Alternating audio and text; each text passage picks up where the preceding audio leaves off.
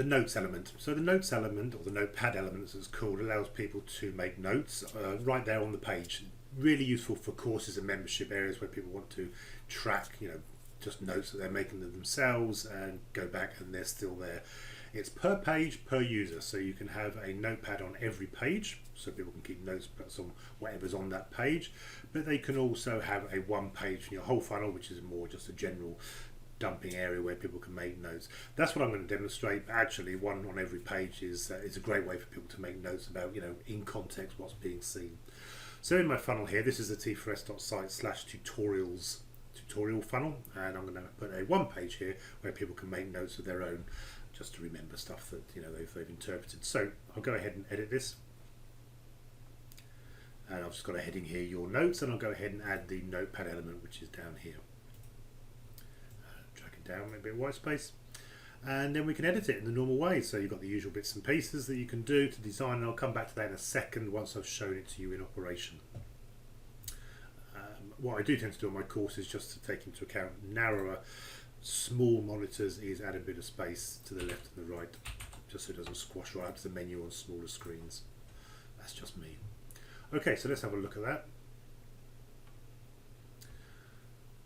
And you can see straight away that it actually puts a toolbar in. When they're using it, you get the nice toolbar effect, and they can go ahead and so on and drag it down.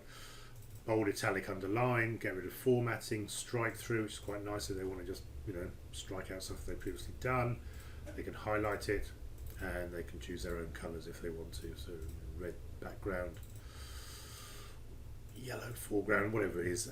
Bullet point list, ordered list, numbered list, and align left, right and centre, and indent and outdent. So quite a nice featured notepad that they can do their stuff. And save. They have to save. Because they have to save, what I like to recommend is we put in a little item here that actually reinforces the placeholder text there. So make your own notes. Notes, they will be saved here for you, and don't forget to save. So let's just drag that down and put that up so it's a bit like that. Okay, so makes it nice and easy. And finally some formatting. So here we can, let's start with borders. You can add a border to it, so green one perhaps. The corner radius you can do to stop the corner radius going silly. It will go up to 10 here, which will kind of be very tight on the border. I actually think 9 is quite nice, because what you can then do is go back here and put a bit of space around it. So let's put 5 pixels for now. Adds a nice border around the whole thing, and then if you want to, you can put a nice little background colour as well, which is rather nice. And save. And that's it. So there's my notes. If I go off to the page and come back to the page, the notes stay there for me. If I'm not logged in, or if the user's not logged in, the whole thing isn't shown. The notepad is hidden for people who aren't logged in, so it is protected, secure. Obviously T4s has got to know who's logged in to show their notes.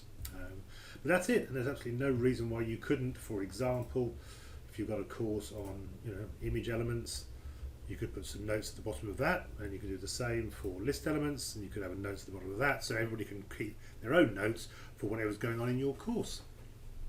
And that is the notepad element.